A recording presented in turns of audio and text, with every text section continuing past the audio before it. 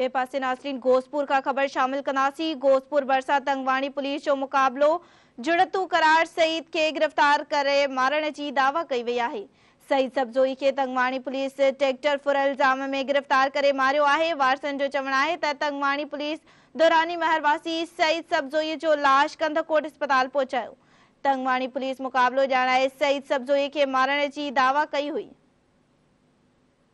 अहम खबर है नासरीन अवां के अपडेट करियो पिया। घोसपुर बरसा तंगवाणी पुलिस जो मुकाबलो जुड़तू करार सईद के गिरफ्तार करे मारण की दावा कई वही है। वारसन जो चवण है त सईद सबजोई के तंगवाणी पुलिस ट्रैक्टर फुर इल्जाम में गिरफ्तार करे मारियो है। तंगवाणी पुलिस दौरानी महरवासी सईद सबजोई जो लाश कंधकोट अस्पताल पहुंचायो। तंगवाणी पुलिस मुकाबलो जानाए सईद सबजोई के मारण की दावा कई हुई।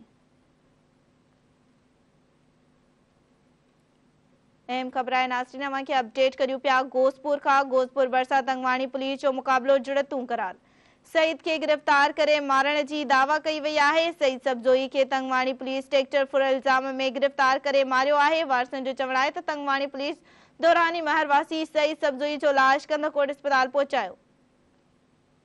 तंगवाणी पुलिस मुकाबलो जानाए सईद सबजोई के मारण की दावा कई हुई। इन हवाले से वधिक अपडेट मालूम कनासी। टेलीफोन लाइन ते मौजूद है धरती टीवी जो रिपोर्टर अब्दुल गफार ओगाई जी। अब्दुल गफार केड़ा तफसील आगाह कजो। जी बिल्कुल तंगवानी पुलिस रात देर से मुबैना मुकाबले में जनाए करे सईद सबजोई के जुड़तू मुकाबले में कत्ल के छड़ियो है। वारसन जो चवण है त असांजे नौजवान के ॿ ॾींहं गुजरानी में पुलिस गिरफ्तार किया। उन खां पोइ तंगवानी पुलिस के हवाले किया है। तंगवानी पुलिस सां जुड़तू मुकाबलो करे असांजे नौजवान के कत्ल करे छॾियो आहे।